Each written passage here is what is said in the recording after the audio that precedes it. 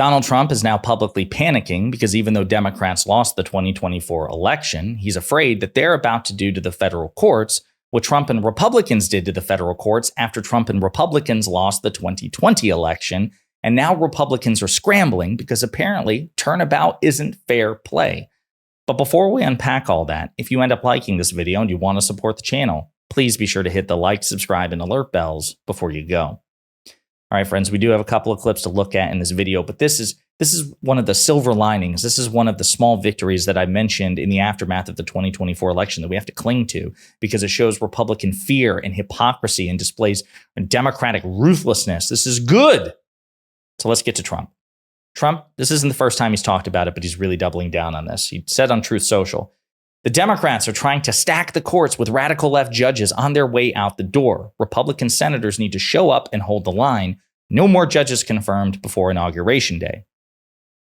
So, as Sahil Kapoor talks about, Trump is telling Republican senators to block Democrats from confirming judges in the lame duck session. Lame duck because even though Trump won and Republicans won, they don't have the majorities yet. Trump is not president. He won't be until January 20th at 12:01 p.m. So President Biden is still in charge, and Senate Democrats are still in the majority until January 3rd when Republicans take the majority in the Senate, which means President Biden's judicial nominees for the federal courts, in theory, they can be confirmed if Democrats turn up and vote for them because, again, they have the majority.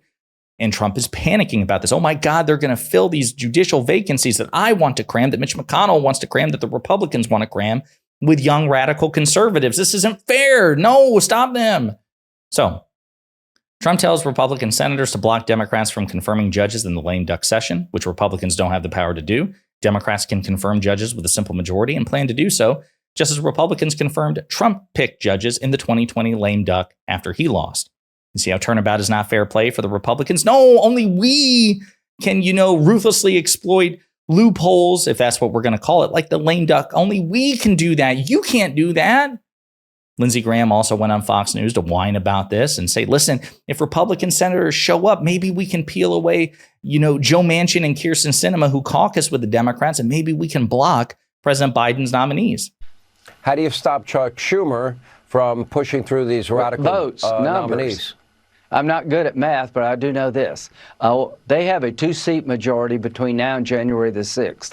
If I can get two Democrats to vote against a Biden nominee and we all show up, we win. I'm telling the audience tonight there are a handful of Democratic judicial nominees that two Democrats or more will vote against, but we all got to show up. I tend to vote for presidential picks, but the people being chosen now are the worst of the bunch.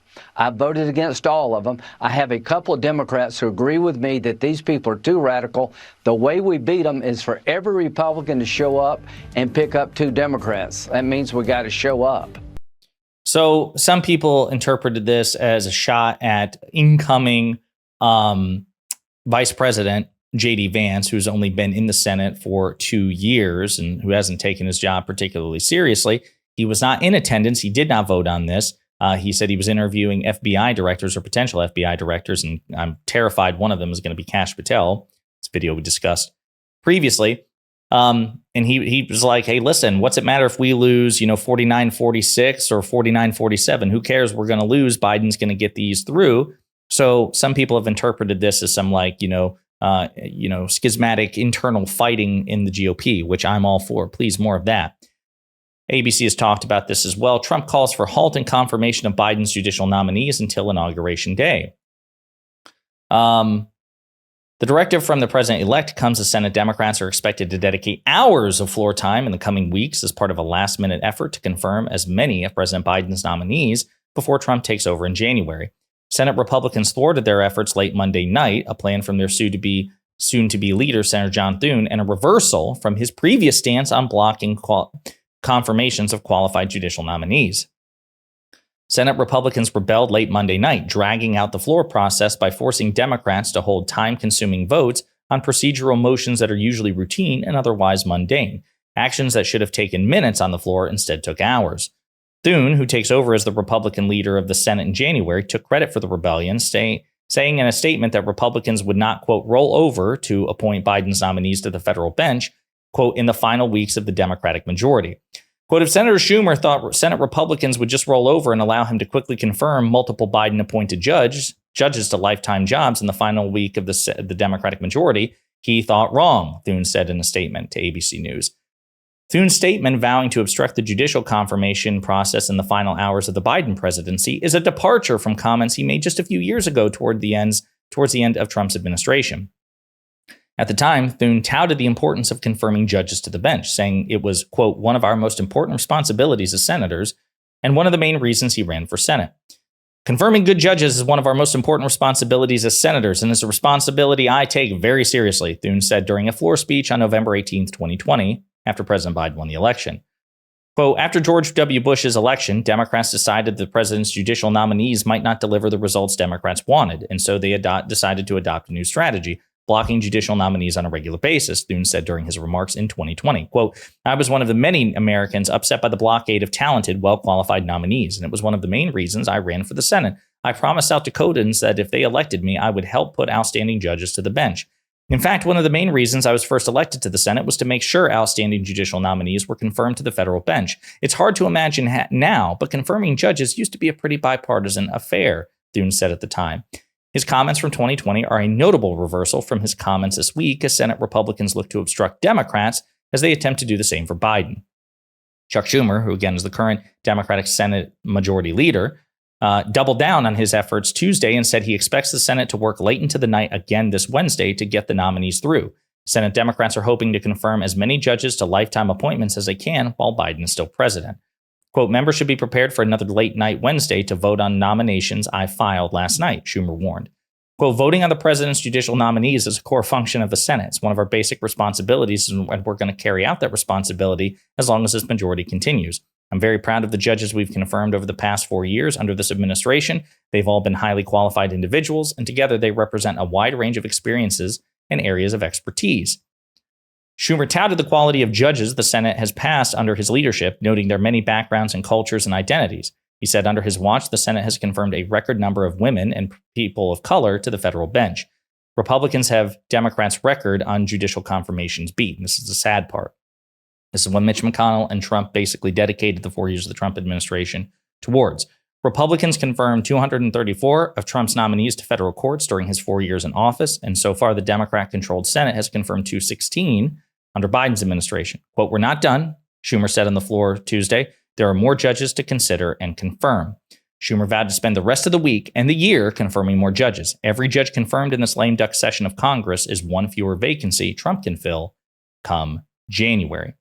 This is good stuff, folks. This is what Democrats should be doing, playing ruthlessly, using the Republicans' own words against them, and forcing them to confirm these judges, or rather forcing the confirmations through, even if Republicans don't want it. Say, no, screw you. This is what you did. We're going to play this game the same damn way that you do. And if you don't like it, deal with it, because we have the power now. Because we know when you all take power in January, you're going to do whatever the hell you want. So this idea that we should play by asymmetric rules and standards is categorically absurd, setting aside the fact that Democrats have never sunk to the depths that Republicans have done, like, fake elector schemes and insurrections and things of that nature. So I am very pleased that President Biden and Chuck Schumer are doing this. And Republicans are very upset about it. And I love it. I love it. So sad that we've seen very little of this fire. I mean, we've seen some of it. Let's be clear. I'm not going to smack talk all the Senate Democrats. I mean, again, a lot was accomplished under the Biden administration. We're actually going to do some videos to that effect discussing the landmark keystone legislation from the Biden administration, which wouldn't have been possible without the Democratic majority in the Senate. So it's not all bad.